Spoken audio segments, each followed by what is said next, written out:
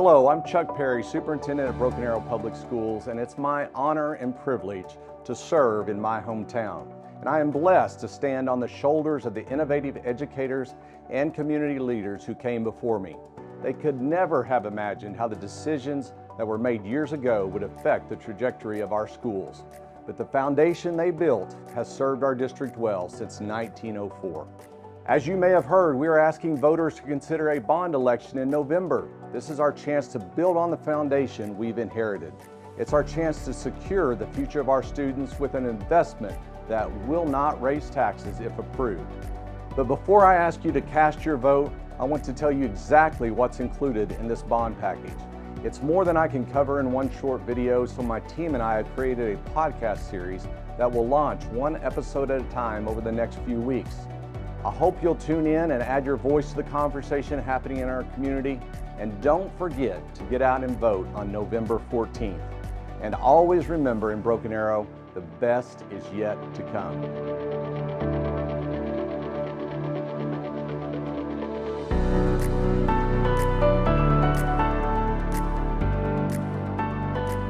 Hello and welcome to the Secure Our Future podcast series. I'm your host, Greg Spencer, and with me as always is Tara Thompson. How you doing, Tara? Happy to be here.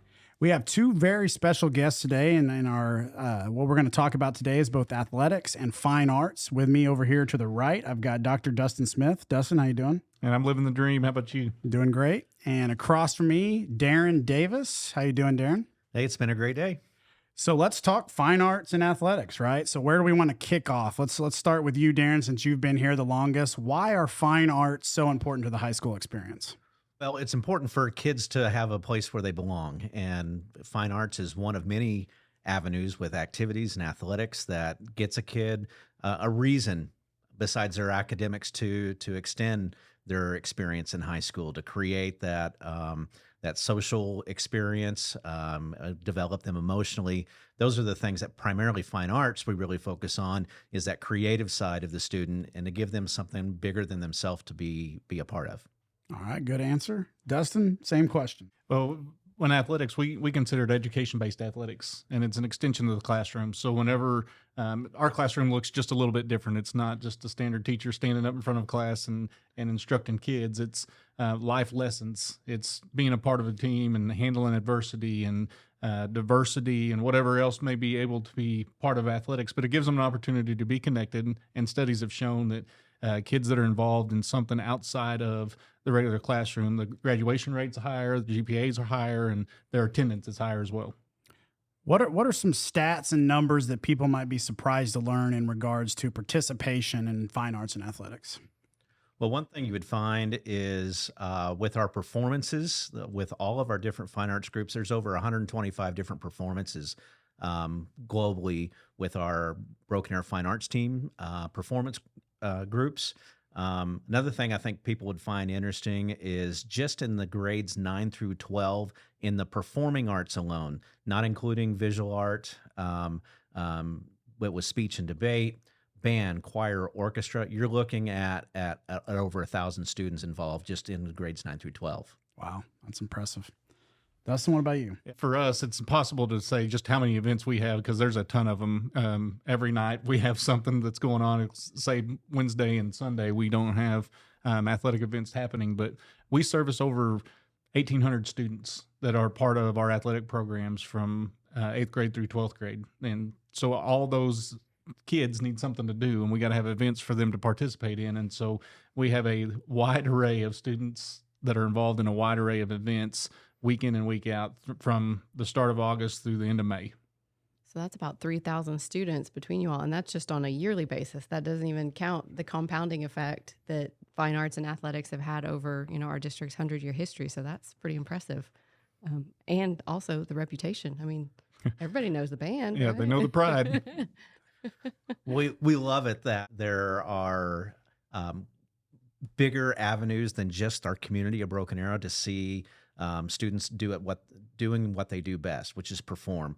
And we've been real fortunate that with our athletics programs, our activities, and for sure with the fine arts, that there's become a brand that people know outside our community. Whether it's the band performing at Grand Nationals or a show choir going to California for an event, you're seeing a bigger scope of where we can hopefully be ambassadors for our school district and represent our community really well. Just even when we're not inside our own school district. Mm-hmm. And for our listeners who may not yet have kids that are old enough to be in arts and athletics, how early does it start? How early do our programs start here in NBA? Well, if you think about fine arts, we're engaging every kid in the elementary schools, whether it's through their specials of elementary music and their art. Performing arts start becoming available to the students once they get into the middle schools, with band, choir, orchestra, theater, and then that individual component that you see with speech and debate, and with our visual art programs. It gives an individual a chance to show their creativity and expression. The performing arts are much like athletics, where it's a group effort, where it's not about how well I do, because if I don't do well, I affect all the other people on my team and in my performing group. So it teaches those life skills about, very much like athletics, teamwork and time management skills. Those life lessons start really early. And I think those are important things that as they get started in the 6th grade and continue up through the varsity level, Pride of Broken Arrow, our Tiger Mystique, and our Tiger Show Choir, Tiger Theater, that they get those awesome experiences and they're building those life skills that are going to serve them far beyond their high school days. Well, and I know from my own experience with having kids in the district, one of the unique things in Broken Arrow with some of our elementary arts teachers, like even somebody like Stephanie Farlow at Creekwood, who was a BA grad, who I believe, did she work for the Pride of Broken Arrow, or she was in Claremore? So like she's worked with bands before. I think the fact that we've got, music teachers in the district that starting from a younger level have that experience and our BA grads is a big deal. That's pretty amazing. Yeah. I love that. When I see Stephanie Farlow and Caleb Klein, so many other Yeah, former my kids students, have him this year. they're BA born and bred, and that just keeps that cycle of a history and tradition that we have in Broken Arrow. Yeah, very cool. Dustin, what about you? Well, for us, competitively, we started 8th grade with kids that are actually competitive Broken Arrow team sports. Now we got youth leagues for about every sport that you can imagine, and travel leagues, and PE, trying to embrace physical education at the younger levels and trying to introduce them to team sports, trying to introduce them to a variety of sports. And we're doing some neat things with 7th grade wrestling and football now, trying to get those kids connected earlier, because our goal is that as they grow up, their goal and their desire is to be a BA Tiger, and they want to be that. They want to represent us on not just in our local level here, but they want to represent us on the state and the national level as well. And what are some things that, you being new in this position that we, sometimes the district size and that aspect can kind of work against us a little bit in terms of just the sheer amount of kids that we have and not being able to get into the team sports things till 8th grade. But talk about what are some things that you guys as an athletic department are kind of targeting to get kids excited about being potential Broken Arrow athletes down the road? Well, number one, success. When kids have success, they want to be part of something. And so when you show successful history, then kids want to be part of that. But we also want to make it fun. The reality is they're only high school athletes for 4 years. Yeah. And so you want to make sure that 4 years is a great experience for them. And I'm not saying that great experience meaning every one of them is going to sign Division I scholarships. We'd love that, but the reality is statistics are going to show you there's not very many that get to go on and play beyond what would be BA. And so we want to make sure that our kids enjoy their experience here, so that like our next home game, when we honor great graduates, they want to be like, hey man, I was really proud of that experience that I had as a BA Tiger. And that's our goal, to connect to those kids and give them something to believe in and something to be proud of. Well, and kind of like I mentioned with Darren, you see a lot of, former Broken Arrow student athletes coming back to coach. How many off the top of your head do you think we have? Man, we got a bunch of coaches, and knowing where they're all from for me is a little difficult now, just because it's so new for me. But Bo Walsh is the easy one. Yeah, I mean, you want those kids that are going to be here and forever, that want to be part of what we're doing. Obviously, they're going to go off to college and get educated and, at the higher education level, but we want them to come back and connect and share with our kids that, hey, I was successful here and I had a great experience here, and now look what I'm doing now, and gives our kids an opportunity to look for somebody that say, hey, I want to be just like that. So shifting gears a little bit into the bond issue, one of the things that we want to make sure we highlight today is the fine arts and athletic portions of the bond issue. Because again, as Greg and I have talked before in previous episodes, there's not a big shiny new facility with this bond issue, but there are some key renovations for both of the program areas that you oversee. So who wants to talk first about their projects? Well, I'll jump in with fine arts. A little history of this campus here. When you see the new facade on the front of the school and the facility that we're actually sitting in right now was constructed and opened in around 2014. I was involved in the design process, and if you think about back in that time, we were still North Intermediate, South Intermediate, and the high school. And when we designed this facility here, one of the questions we kept asking the superintendent at that time and our design committee is, what are we building? Are we building a 10 through 12? We've been hearing that we might move that way.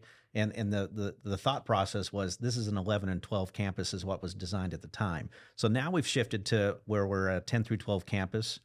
We're growing in student body across the population, across the school, but specifically in fine arts, those rehearsal spaces, storage areas, areas for the students to store their instruments and prepare for those performances. It was designed for about a third of the less kids than what we presently have. And so we immediately, as soon as we became a 10 through 12, we immediately outgrew the facilities we have. We're grateful that on the bond issue that'll go to our voters is that we'll have the opportunity to create some renovations for the fine arts. What's key to know is it's no renovations to the existing fine arts spaces. What it does is it claims areas that are available, will become available on the campus once the new Student Event Center is open, to create more opportunities for needs for rehearsal spaces and storage areas for all of our fine arts. A couple of the things that most people wouldn't know, we have art classrooms that are not in art classrooms at Broken Arrow High School. They're in a classroom that was designed for a math class or an English class. So it's too small and not enough areas as far as, the needs when it comes to wet areas and kiln areas. So we're limited. So we need those spaces to serve our kids, particularly there is a requirement in Oklahoma schools that we have to have every student have a fine arts credit to graduate, is an Oklahoma requirement. And so we're maxed out. Our speech and debate team basically meets in an oversized closet right now. And so we're looking for opportunities to touch every aspect of the fine arts across our performing arts, theater, drama, band, choir, orchestra, to expand their spaces and horizons so that we can provide first-class opportunities for our kids. Yeah, because it's not your typical art classroom where kids are just sitting and getting. There's creation spaces. There's, as you alluded to, there's wet spaces. There's furnaces. There's all sorts of different things happening in an art classroom. Yeah, it's amazing. I've been in a band director for a very long time and have shifted now to the executive director of fine arts, and so I know the band lane really well. But over the last year that I've been in as director of fine arts, really seen a broader horizon about what all of our teachers do, what their needs are, and we want to create just first-class experiences for kids.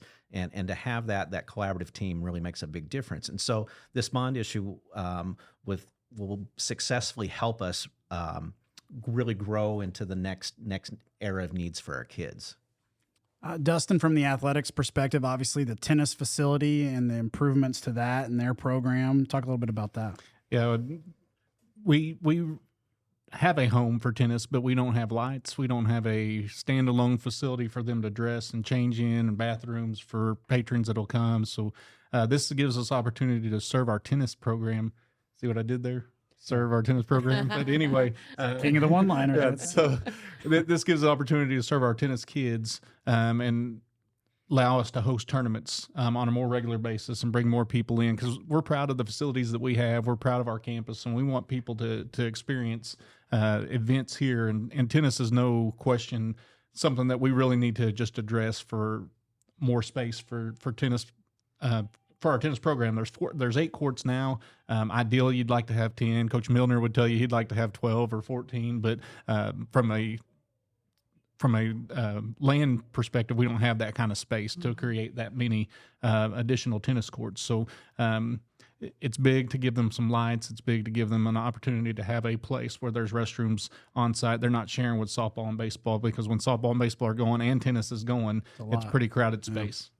Well, and obviously, one of the other big questions in terms of athletics is the pool that's from the 2014 bond issue that people are still kind of wondering what's going on. We've addressed it in some previous episodes, but tell us a little bit from your side of things.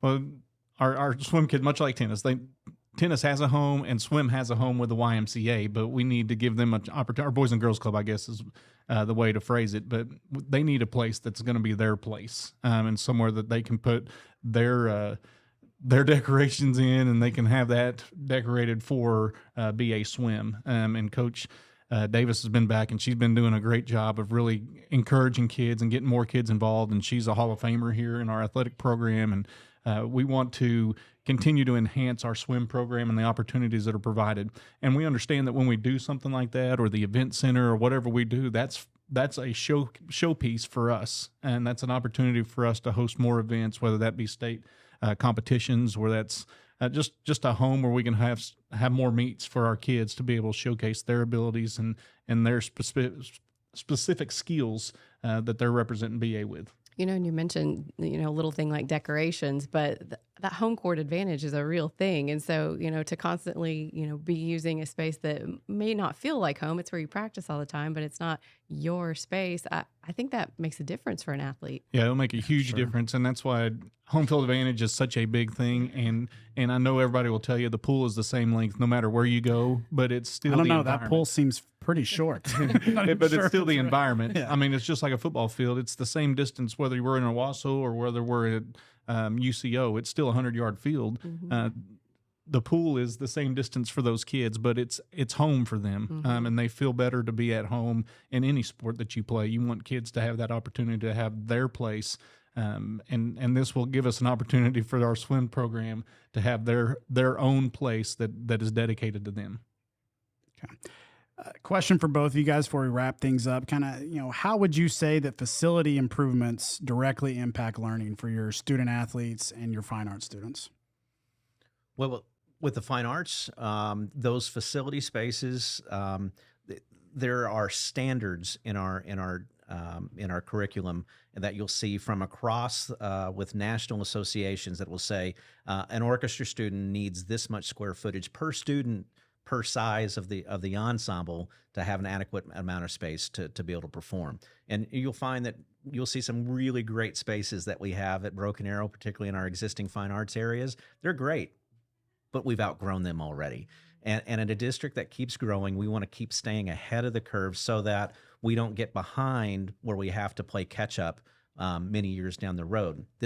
Things like this allow us to stay where our kids feel and look to their very best, and are proud of their school even more so. And we want it to be where our community recognizes how important those special spaces are, not because of look at our neighboring districts around about what they can offer with facilities, but it's because of who we are as Broken Arrow. It represents our core values. It represents who we are as a community and a school district, how we want to serve kids. Yeah, and Dustin, I'm sure all of our athletes and fine arts students as well get to utilize the indoor facility and the weight room equipment and all that. But when you look at some of the sports, wrestling going into this new facility and the things that we have at football, basketball, et cetera, obviously students are going to be impacted like tennis and swimming, and it's going to have kind of a trickle down effect of them. Not only will your be an increase in terms of kind of interest if we have these facilities, right? But it helps for those kids, like when they're going to class, knowing that they're going to go to practice in a new facility, right? Yeah, not just that, but they're representing BA, and we want them to be proud of how they represent us, and be proud of the things that they have and the way that they can. We want to be excellent. We want our kids to understand that being BA is the standard. I'm not worried about Owasso or Jinx or Union and all those schools. I'm worried about BA being the best that we possibly can. And for our kids to say, I've got the BA on my chest and I'm representing Broken Arrow Public Schools, that's pretty impressive for our kids. And we want that to be the top flight experience for them. So one final question for me. If we have people in the audience who maybe don't have kids in school or they're new to the community and have not experienced these programs for themselves, what event in your world or events would you tell them come to this event and see the talent of our kids? Well, in the fall, I'd say come to a varsity home game. You're going to see our jungle squad. You're going to see our student kids engaged into the football game. Our football players playing extremely hard for Coach Blankenship and wearing that brand for the city of Broken Arrow and our Broken Arrow community. You're going to see the band, the cheerleaders, all the dance teams, everyone involved, and that just doesn't happen by accident. It's very intentional, and it takes groups committing to their very best. You're going to see the Pride of Broken Arrow displaying what they do, those kids do at their very best. But I challenge you to go to a fine arts event that's in our magnificent Performing Arts Center. If you're a community member and have not been to the Broken Arrow PAC, most of our events are free for the fine arts. Come in and get culture, get a sense of humanity. The arts represent who we are as people, and it allows us to showcase our students doing what they want to do very much so, which is share a part of their expression, their individuality, but inside that ensemble teamwork inside a performing arts event. So come out and be engaged and involved in our community. We would love to see you there, and our kids will smile and perform just a little bit stronger when they see that full house there for their efforts. Yeah, and if there's people present, I mean, our kids are going to perform regardless, but if there's people present, that gives them a little extra adrenaline, a little extra pride in what they're doing. But we've got homecoming next week, and the homecoming parade's a big deal, an opportunity for us to kind of showcase our kids, not just athletes, but our kids. And so the homecoming parade and our homecoming festivities, which will take place when we honor great graduates next Friday night, versus Southmore, which is a varsity game. It's a home varsity game, and that kind of parallels to what Darren was talking about. It's an opportunity to just see a wide array of kids and just the impact that a Friday night has on our community, not just our school community, but our community as a whole. Yeah, I mean, 5-6 times a year. That's the biggest event that we hold in the city of Broken Arrow, and it's like Darren said, it's a great showcase. It's not just about football; it's a great showcase for all of our students. So, final question: people should vote on November 14th because Darren first. Because our community matters and our kids deserve our very best. And as a community, we should be there to support our students and give them those opportunities that they wouldn't normally get. Dustin. I mean, how can you follow that? I mean, I second what he says. Can we just say that? I mean, it just gives a chance to impact the lives of our students and in a wide variety of ways, but it impacts our students and which in turn is going to impact our community. Tara, any final thoughts before we wrap it up? No, the last thing I was thinking of when you were talking about fine arts performances is just a disclaimer. If anybody goes to see Stars on Stage, take a box of Kleenex because you will bawl your eyes out as you watch our students with special needs interacting with our student artists. It's just amazing. You know, that's what performance, particularly in the fine arts, is all about. It's about getting us to show a wider range of emotion. And yeah, you go to Stars on Stage, if you don't get your heartstrings tugged at just a little bit, there's something probably but not quite right in your wiring. When I said that last week on the live stream, we talked about if you can go to the Patriot Bowl and not feel a sense of pride, then something's wrong with you. And I think I used the line that if that don't get your fire going, then your wood's wet, because it's a really neat, I mean, it's a neat experience to be able to showcase that. But you saw in Owasso the pride, you saw our cheer, you saw our Tigers, you saw people performing and representing Broken Arrow in another town, which was really cool. Even the contest that they did at halftime was between the two schools and the student leadership groups, and which we won. So that was cool. But, all right, well, that does it for this episode of the Secure Our Future podcast series. I'd like to remind you guys to watch or listen to all these to get caught up in preparation to vote on November 14th. I'd like to thank you guys for joining us again here today, and we will see you next time.